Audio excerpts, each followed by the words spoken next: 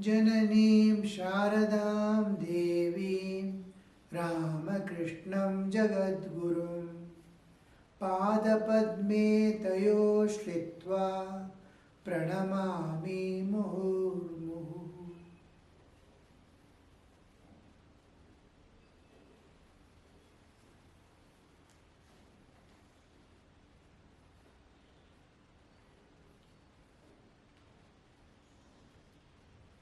The Advaitic path, Sri Ramakrishna is telling us there is a path to the Advaitic realization. Nirguna Nirakara realization is possible, there is a definite path. It is most difficult, that's all. Even in Bhagavad Gita, Sri Krishna tells to Arjuna in the Bhakti Yoga beginning itself. Arjuna asks the same question. Who is greater, which is easier to reach, the Bhakti path or the Jnana path? Thakur says, Krishna says there, it's extremely difficult to. When we are bodies, identified with bodies and all bodies constantly demanding its needs from the world, how to say I am not body and say I am Atman? It's more difficult path. Denial of body, I am not body, is the most difficult thing in this world. So Sri Ramakrishna is also telling, now this is the how it, what is obstructing our realization. I have to go, we are accustomed to travel into 3 levels of consciousness. Jagrat, Swapna, Shubha. There are different levels of consciousness. Conscious, that in waking consciousness, dreaming state consciousness, deep sleep consciousness. We are passing through every day, they are unrelated to each other. When I enter into dream state, I don't know anything about waking or deep sleep. I am in an entirely different dimension. It is not related to each other. And I am passing through, can I go to higher levels of consciousness other than this? I am entering into the transcendental realm. These 3 are nature which is going and coming at the 3 levels of consciousness is my karmic load. Karma is making me pass through these 3 states, waking, dreaming and deep sleep. To go beyond, I have to enter the realm of nature. This is Jiva Tattva pertaining to the lower 3 chakras, Mooladhara, Swadhisthana, Manipura. This is all jivas are moving about, whether it is a cockroach or a bacteria or a man or a gods. They are all jivas, or wherever they are in whatever condition. They are passing through these 3 because of the karmas. It is independent. Nature has provided a body, 3 bodies, Sthula, Sukshma, Karana, to work out its karma. But where is the evolution? I am going merry-go-round in that itself. Again take birth, do karma, again exhaust, in exhaust while exhausting, again do karma. The chakra is going on.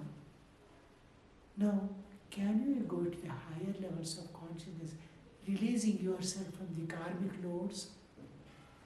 That is called Samadhi. Samadhi is emerging from Jiva Tattva and entering into Prakriti Tattva and Prakriti Tattva to Shiva Tattva. From bodily existence, I am entering into the support of the bodily existence, Mother Nature, and from there utilizing her as Vidya, with this Vidya Tattva, Jiva Tattva, Vidya Tattva, Prakriti Tattva, and then Shiva Tattva. I have to go to the I am utilizing, I am holding on to that. Entry into the Prakriti Tattva, releasing myself from all effects of karma, vasanas that are detrimental to bhakti and jnana are not there in me. All that drags to me to the world and worldly, this one is gone away from me. then I am ready for entering into the Prakriti. I have Jiva Tattva, I have eliminated all bonds and only I am doing my duties of life and offering it as a worship. It is not going to bind me or do. So I am able to enter into the Prakriti Tattva. This is entering into transcendental realm. The Stula Sukshma Karana, I am transcending at cosmic level also. If I transcend in my existence, they are one and the same. Virat, Hiranyagarbha and Ishvara.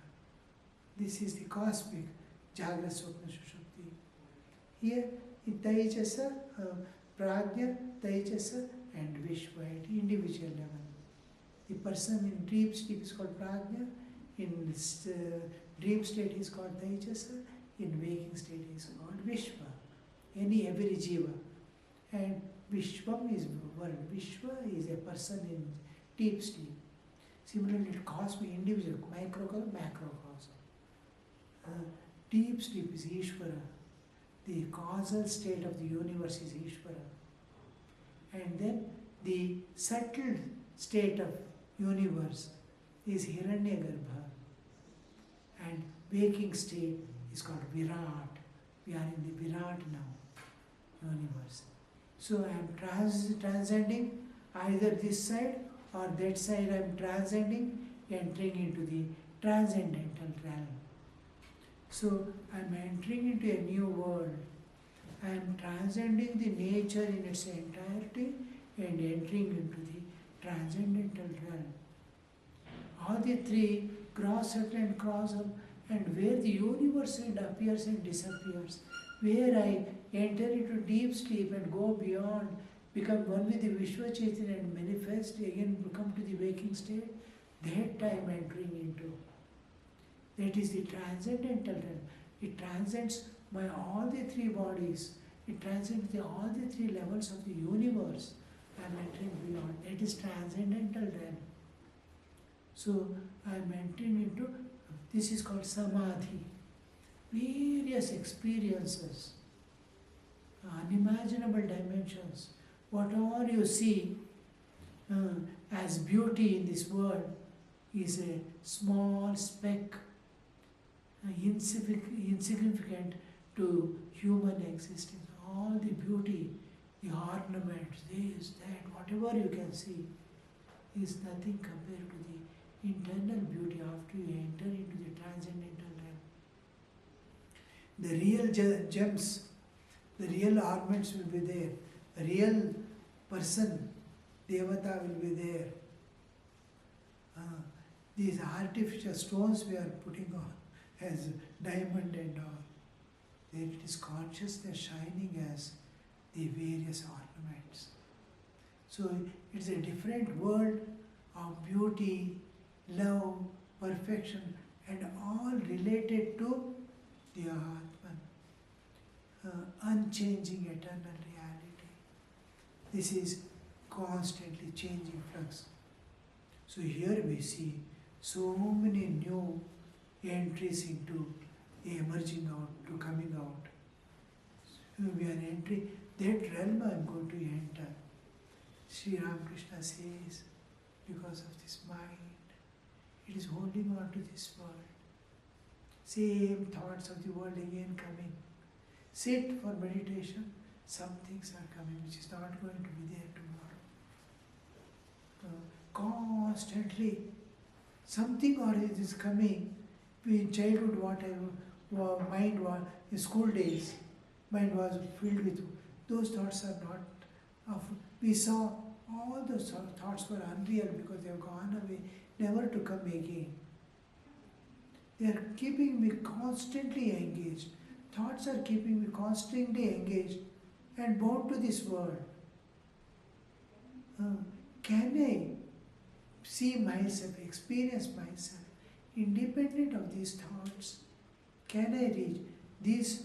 The mind has to calm down. Thoughts has to subside. All things must reach a perfect state.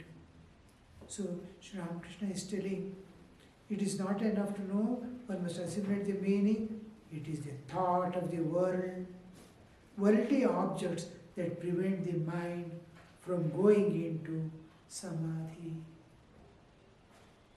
One becomes established in samadhi when one is completely rid of worldliness. Worldliness, not world. We are living in the world. A jnani or an enlightened soul like Buddha, they are not outside the world. They are in the world. Worldliness is not there in them. Attachments to worldly objects, attachments to the bodily enjoyments are not there. Worldliness comprises of all physical, mental and any level of enjoyments. I want to enjoy a film. I want to enjoy a play, seeing a play. I want to enjoy a dance. All these are enjoyments. This comes under worldliness. I want to eat tasty things. All this comes under the enjoyments. It is this, that desire is not there. I may see a dance or drama unaffected by it. Just like a child is seeing, newborn baby is seeing this world, blank and without giving any meaning, without labeling it, without saying good or bad, just as a silent, uninvolved witness. He sees everything. Not that he is blind, he is able to see, but it is not creating any reaction with him. It is appearing and disappearing. Like smell in the air, it is appearing and disappearing. So nothing is recorded, no grains are left, no memories are left behind. He is in the same world, but untouched by the world. This is rid of worldliness. He is the same world, same senses, same family, same thing. He is remaining unstained by it. So worldliness is not there. Then he gets established in samadhi. And now he is able to see God everywhere. In everything he is able to see God, the divine. So here we see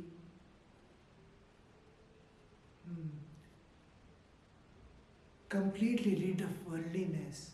It is possible for me to give up the body in samadhi, but I have slight desire to enjoy the love of God and the company of His devotees.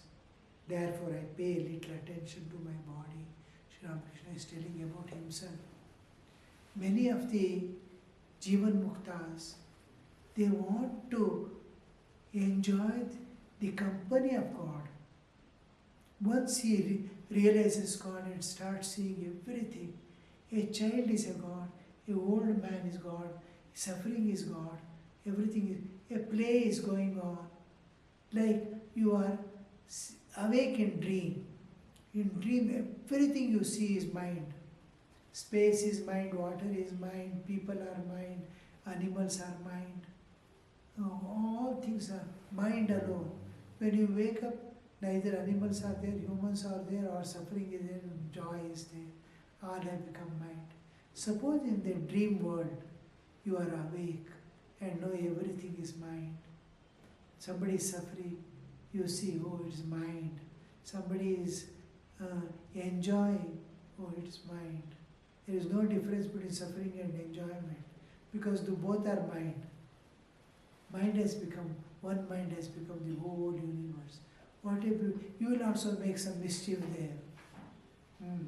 The suffering man, you can give a little more suffering, he will not know. It is nothing, because it is a dream. It's a dream world. If you remove the suffering also, it doesn't matter. If you give more suffering, it's a play going on and you are also playing. But one thing you do is see that the suffering people, are suffering because of no reason. So you try to wake them up, like waking up a baby who is weeping in sleep.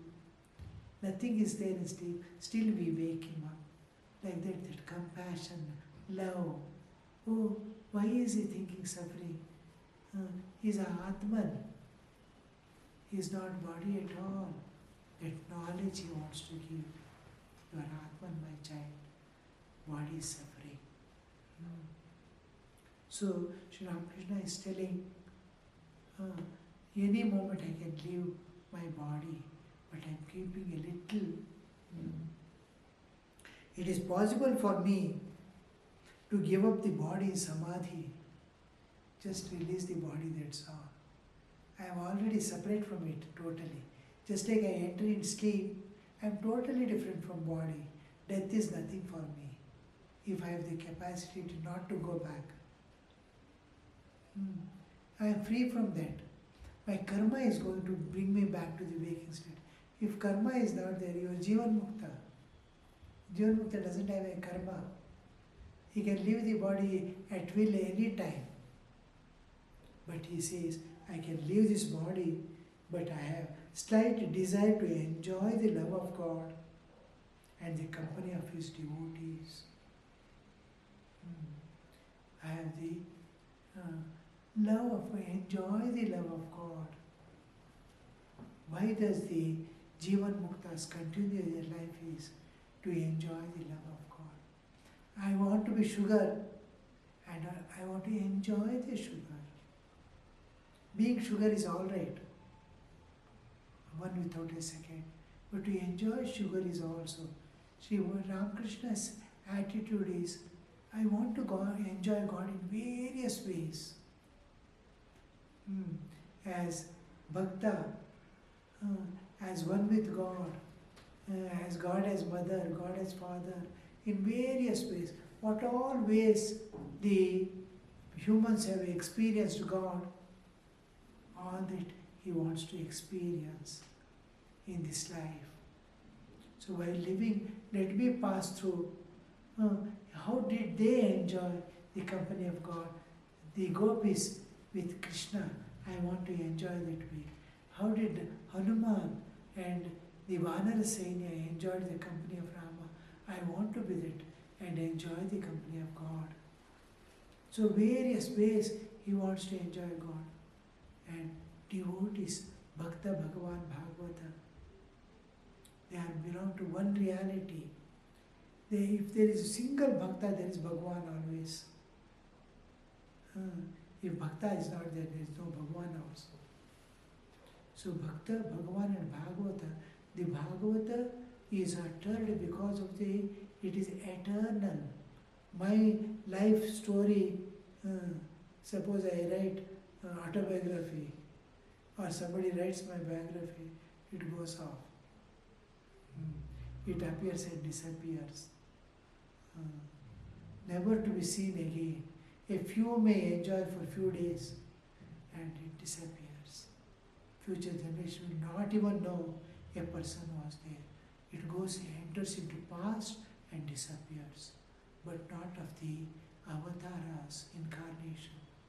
Incarnation, that Leela continues and remains at all times alive and present. If you enter into the Leela of God, Krishna or Rama or any incarnation, it is happening now and you are there.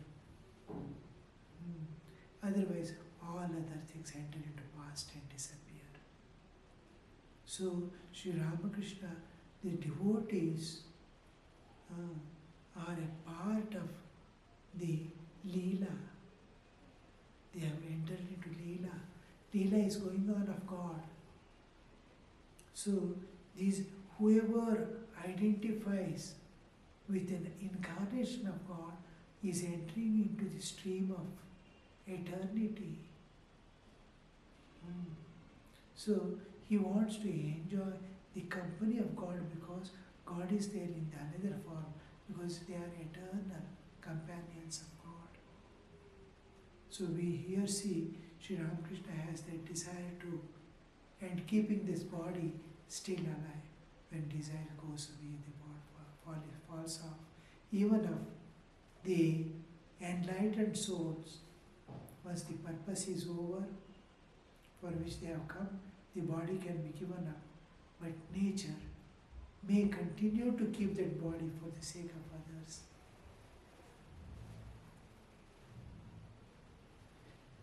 Therefore, I pay little attention to my body. There is another kind of samadhi called Unmana Samadhi. One attains it by suddenly gathering the dispersed mind. You understand what it is? Don't you? Yeah, yes, sir.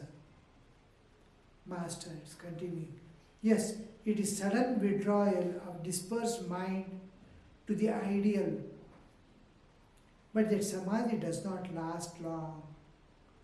Worldly thoughts intrude and destroy it. The yogi slips down from his yoga. So, this Unmana Samadhi is suddenly mind gets one-pointed.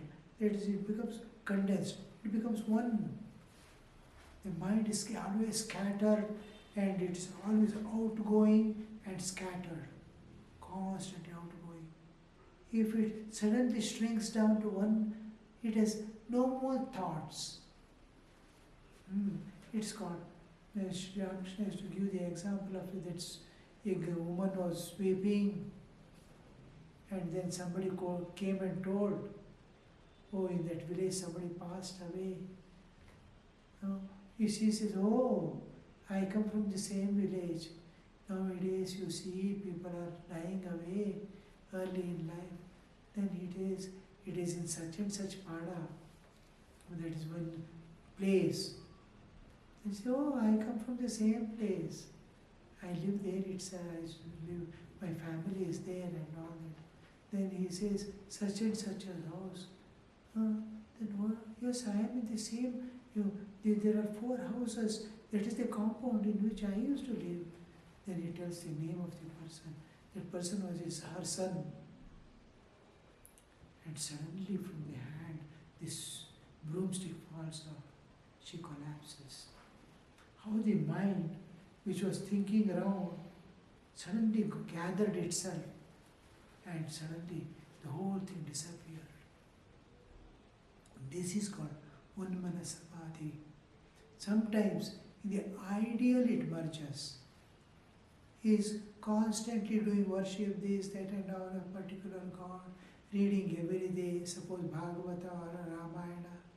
He is a Rama's worshipper. He is going on singing the names of glories of God. He is doing his work, looking out his family, everything is going on. But most of the part he is keeping on at the feet of God. It is called ideal. My ideal is Rama. My ideal is Krishna. So this ideal is a part of the awareness, consciousness, awareness. I am aware. Aware is independent of mind. Mind is thoughts are coming and going. It's at very low. Awareness is constantly associated with consciousness. Mind is associated with body and senses. It's a part of the body and senses. Awareness is no man's little bit between the Chaitanya and Jada. My spiritual existence and bodily existence. There it will be lingering in that awareness. Rama. Each time he takes the Ramayana and reads every day. Now in the ashrama, from many, many years since its beginning, every day, just 15 minutes, we read Ramcharitmanas. One who reads every day for years, that small portion of Ramayana, Rama's presence is somewhere in that consciousness. One day we read and go, leave it, we forget. It disappears. Thought of Rama doesn't come again. But every day at that particular hour of the night, after food, that 15 minutes, 9 to 9:15, it goes. That every day it's going on. Every day it's going on. That makes a mark. That makes a, yeah. In and through all activities, in one place Rama is standing there. When I was in ashrama, we ourselves used to feel the presence of Rama. In some way, it is not evident, it is not clear. But when we begin this Ramayana next day again, the whole picture is presenting. Again next day, again the whole picture is presenting. Where I am in the Ramayana. And years when it passed, the same story is repeating. I have a continuity. That continuity is going on in the clock of the individual. The clock, because it is associated with the clock of the time. Every day, same time, every day. It goes on and on.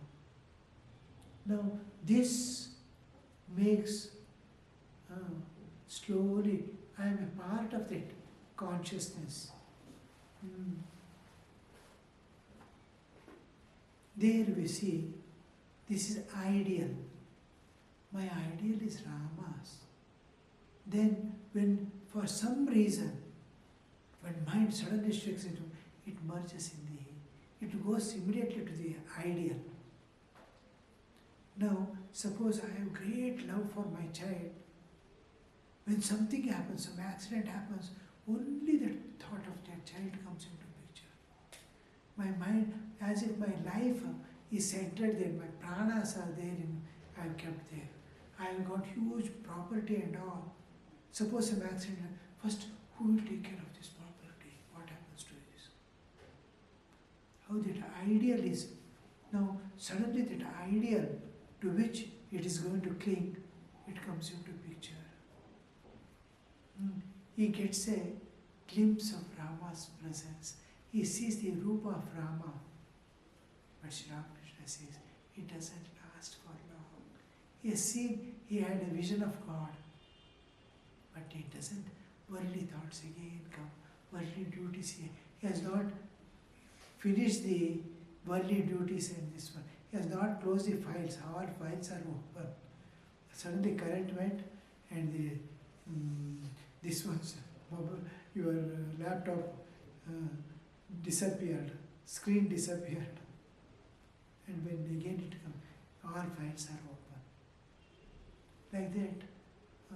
He may have a vision of, because of this Unmana Samadhi, he may have a vision, but it disappears in time, within no time.